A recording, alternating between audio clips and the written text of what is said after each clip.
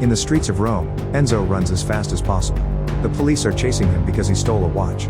The chase goes on for a while, and when Enzo sees a protest, he mingles in the crowd to slow the cops down. Eventually he reaches the bridge and a police car blocks his way, so he rushes to hide inside a crane on the river. Unfortunately, the officers see what he's doing and Enzo has no choice but to jump into the water. He waits until the cops are gone to start moving again and accidentally steps on some old barrels which make him slip.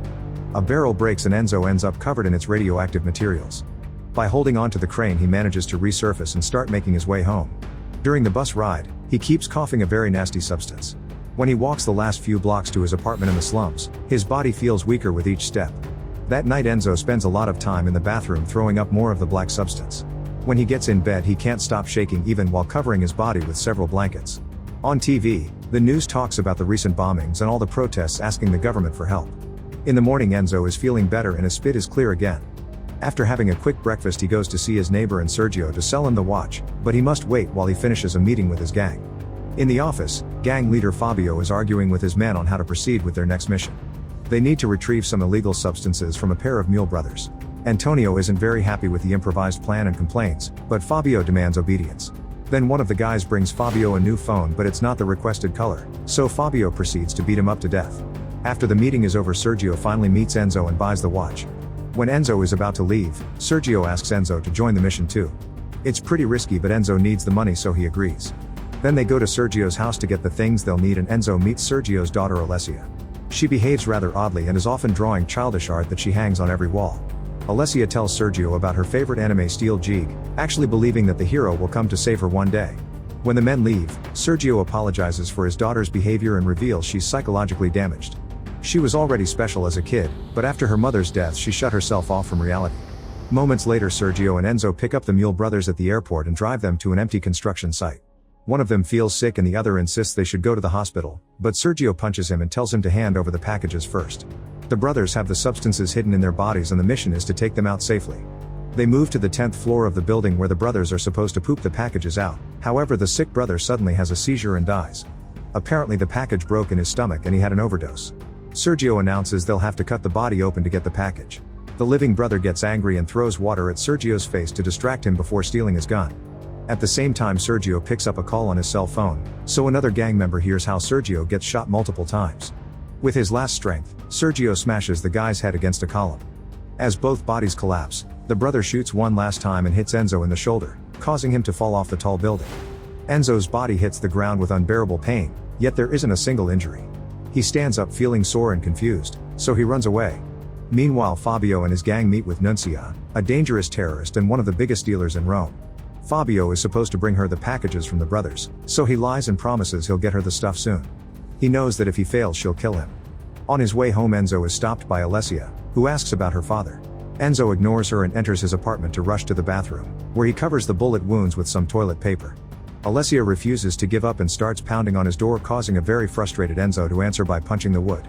To his shock, he creates a hole with just his fist. To test this he pushes the wardrobe and rips the radiator off the wall to bend it, which confirms he now has super strength. Next Enzo goes out with his face covered and finds an ATM. He uses his new strength to hit it a few times, getting it loose enough to rip it off the wall. He takes it back to his place and uses the money to finally fill up his fridge and buy some dirty movies. When he checks the wound on his shoulder, it's already healed. At that moment he hears screaming and comes out to discover Fabio and his men harassing Alessia. It turns out they don't know where Sergio took the brothers and they need the information, but Alessia answers with more of her delusions. At first Enzo ignores them and tries to go downstairs, but Fabio is annoyed by his presence and slaps him. Enzo just keeps moving and the gang pushes Alessia into her home. They start searching the place for the illegal packages and when they grab Alessia's anime DVD she freaks out, scratching Fabio in the process. He immediately hits her a few times before asking one of his men to grab her. While the guy touches her in the wrong places, Fabio gets a knife and threatens to kill her if she doesn't tell him where Sergio is. Suddenly Enzo bursts through the window with his face covered to hide his identity. A gangster comes closer to punch him, but Enzo barely feels any pain and easily picks the big guy up to throw him on the table. Fabio grabs Alessia hostage and orders his men to stop the stranger, however Enzo defeats them all in seconds thanks to his new power. A terrified Fabio then announces they're leaving and the men rush out of the apartment.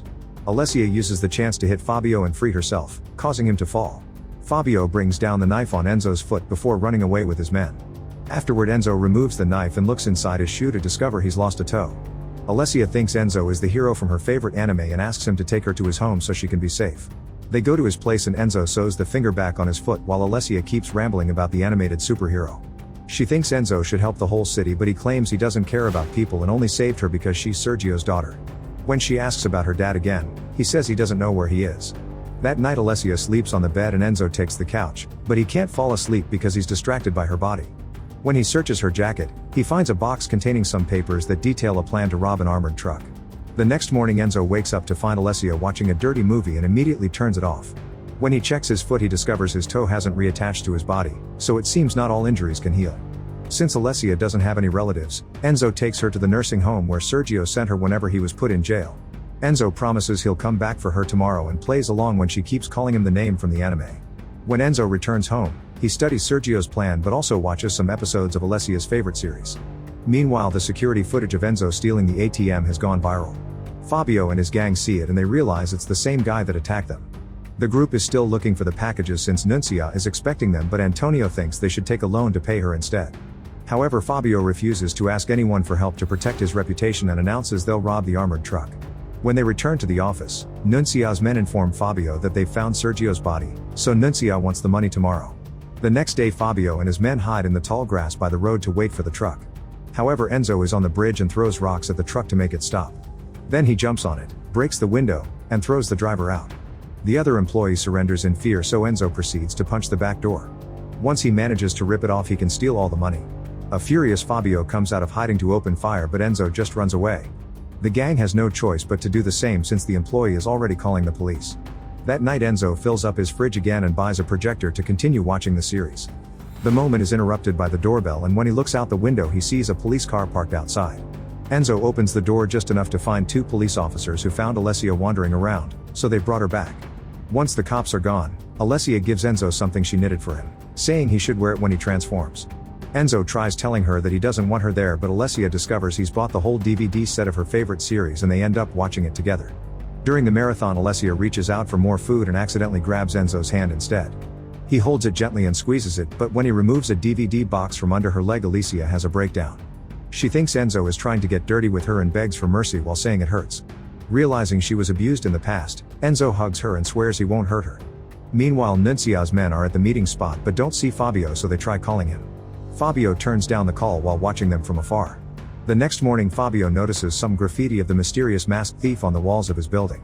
In the office Fabio finds Antonio getting ready to get that loan so he can pay Nuncia. An argument ensues, but no matter how much Fabio yells, Antonio doesn't respect him anymore and says he's in charge now. When Antonio walks out, Fabio sends his dogs to maul him to death. Back to Enzo, he takes Alessia to an abandoned amusement park because she remembers coming here with her parents when they still were a happy family. Alessia sits in the Ferris wheel and Enzo uses his strength to make it move, which makes her very happy. Afterward they go to the mall, where Alessia assigns a character to each stranger they see around. She convinces Enzo to try it, but he lacks imagination. They stop at a store to buy the princess costume Alessia always wanted. She invites Enzo into the changing room with her and gives him a few innocent kisses. Enzo finally loses it and pushes her against the wall to do the dirty, although Alessia doesn't enjoy it very much. When they leave the mall, Alessia snaps and yells at Enzo for not helping her find her father, so Enzo finally tells her that Sergio is dead. Alessia has a breakdown and blames Enzo for not protecting her dad. She also says she now understands he has no friends because he doesn't care about anybody, not even her. Then she runs away alone. In the meantime, the truck robbery appears on the news and Fabio throws things around his office in jealousy of the stranger's popularity. Seconds later Alessia gets on the tram, but it suddenly stops when Enzo grabs it from behind. The people see his strength and realize he's the infamous thief, so they start recording him. After getting the tram system to stop, Enzo goes inside and apologizes to Alessia. She agrees to leave with him but also reminds him to wear a mask since the passengers have now seen his face. Enzo carries Alessia out of the tram and people follow him to record him. The moment is interrupted when a new bomb explodes in the city. While everyone panics, Enzo takes the chance to escape with Alessia unnoticed. Minutes later they're at the police station and Alessia identifies her father's body. On a parking lot, Fabio meets with a dealer friend to ask for the loan and they end up getting naughty in the car. Suddenly Nuncia appears with her men, who drag him out of the vehicle and punch him. Fabio tries to explain he has the money but he's ignored. Nuncia shoots the other dealer and gets the money from the car while her guys tie Fabio up with tape. Then they pour gas on him and fill his mouth with soap while mocking him for crying. Nuncia gets her lighter ready, but instead of setting him on fire she starts laughing, saying they're just kidding. At that moment the other dealer reveals she's still alive and opens fire, quickly killing all of Nuncia's men. Fabio uses the chance to steal a gun from a fallen guy and opens fire too, hurting Nuncia's leg before she escapes in her car. A furious Fabio deals with his frustration by shooting the other dealer too. That night Fabio returns to his office only to discover all his dogs and the rest of his gang are dead.